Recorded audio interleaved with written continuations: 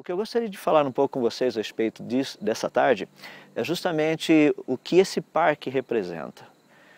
Ele, num certo sentido, é considerado por muitas pessoas como sendo literalmente um santuário da vida selvagem aqui na África. É um dos poucos lugares onde você tem vida selvagem, mas protegida. Ou seja, não pode ser caçada, essas coisas assim. E algo que chamou muito minha atenção ao estudar um pouco a respeito do Parque Kruger é que muitas pessoas chamam esse local de um santuário.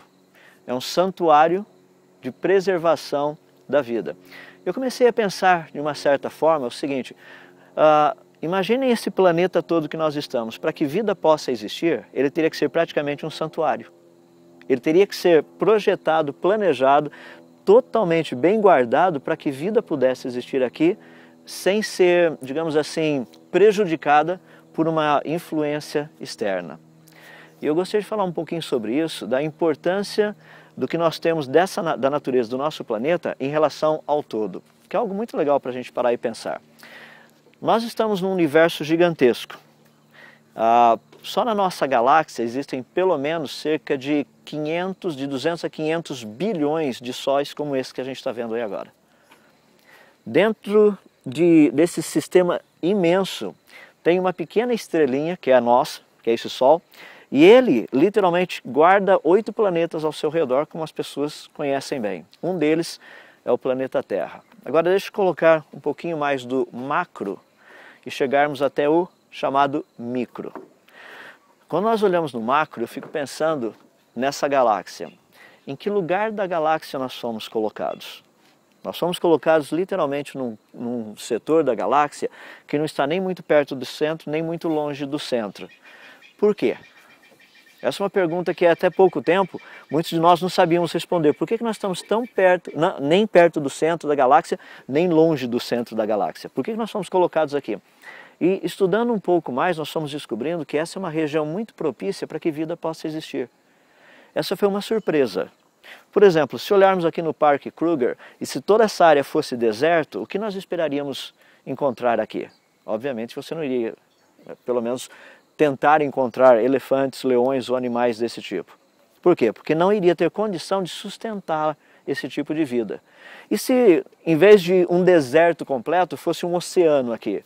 Também você não iria procurar encontrar leões, leopardos, esse tipo de animal, porque eles não existiriam também. Ou seja, tem que ter um sistema que seja perfeito para que as duas coisas aconteçam.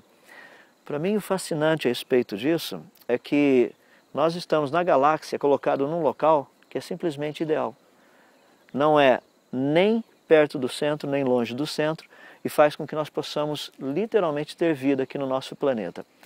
A primeira vez que eu estudei isso, eu achei, é simplesmente algo muito legal. Estamos num lugar ideal. Mas à medida que eu fui estudando um pouco mais, aprendendo a respeito do que está ao nosso redor, daí eu comecei a ficar impressionado o quão preciso tudo isso tem que ser. Não é simplesmente uma questão de, que legal, nós não estamos lá, estamos aqui. Não, tem detalhes.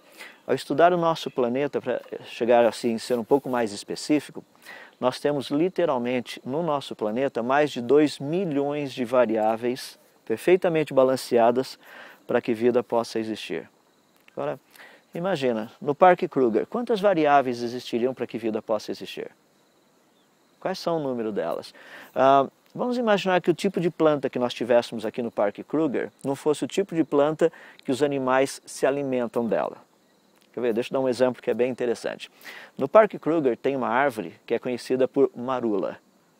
A fruta dessa planta é de onde é produzido aquele licor conhecido por amarula. O fascinante disso é que os elefantes adoram essa planta, a fruta especificamente, e eles se alimentam dela.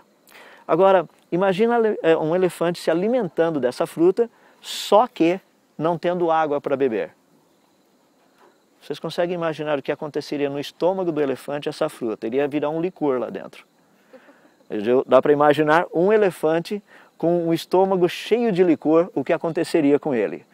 A presença da água faz com que esse licor produzido dentro do seu estômago seja diluído. Por isso que nós não encontramos elefantes bêbados por aí. Agora, água planta, vegetação, tudo isso forma um sistema, todos juntos. É espetacular quando nós olhamos esses pequenos detalhes.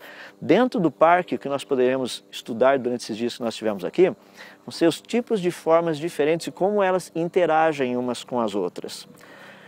Pare e pense um pouco a respeito de toda essa quantidade de variáveis. Tipo de planta, tipo de solo, quantidade de chuva, tipo literalmente de atmosfera, calor que é produzido, todas essas coisas que nós temos por aqui.